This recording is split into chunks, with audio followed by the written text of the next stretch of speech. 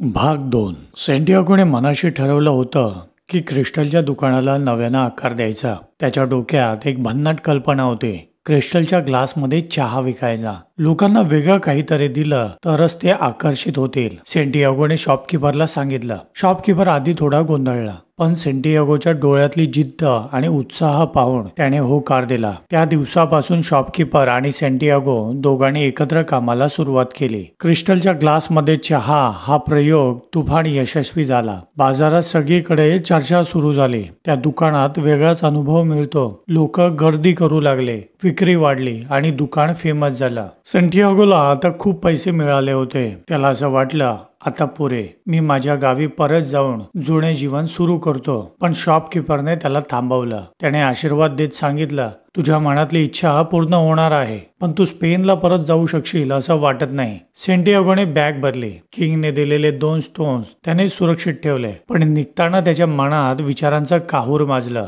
मी माझ्या देशात पुन्हा कधीही परत जाऊ शकतो, पण पिरॅमिड्सकडे जाण्याची ही संधी मी पुन्हा कधी मिळवू शकेन का? त्याच्या मनातल्या द्वंद्वानं अखेर बाजी मारली. सेंटियागोने पिरॅमिड्सकडे निघायचं ठरवलं. एका वेअर हाऊसमध्ये त्याला एक इंग्लिशमन भेटला. तो माणूस देखील वेगळ्या प्रकारे प्रवासाला निघाला होता, अल्केमी शिकण्यासाठी. सेंटियागोला त्या माणसाची खूप आवड झाली. आश्चर्याची गोष्ट म्हणजे तो इंग्लिश माणूसही त्या दोन्ही स्टोन्स बद्दल जाणत होता. दोघं एका मोठ्या कारवामध्ये सामील झाले. हा कारवा वाळवंटातून इजिप्तकडे चालला होता. कारवामध्ये गडबड गोंधळ सुरू असायचा, पण जसजसं वाळवंटाचं सामर्थ्य दिसू लागलं तसतसे लोक शांत होत गेले. सेंटियागोची एका उंट चालवणाऱ्यासोबत गट्टी जमली. त्या उंट चालवणाऱ्यानं त्याला सांगितलं, वाळवंट शिकवतं शांतता आणि सहनशीलता. दोघांनीही त्यांच्या आयुष्यातल्या गोष्टी शेअर केल्या आणि लक्षात आलं की डेस्टिनी आधीच सगळं ठरवून ठेवते. प्रत्येक गोष्ट दुसऱ्या गोष्टीशी जोडलेली असते.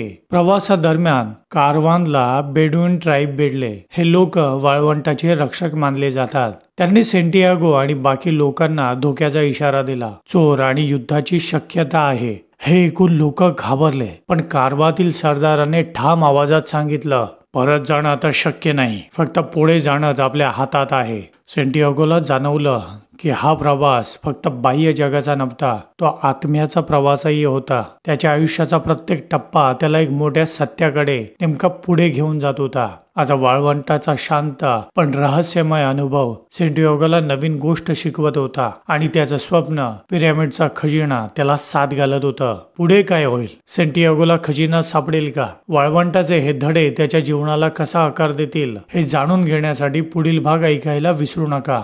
भेटूया पुढच्या भागात.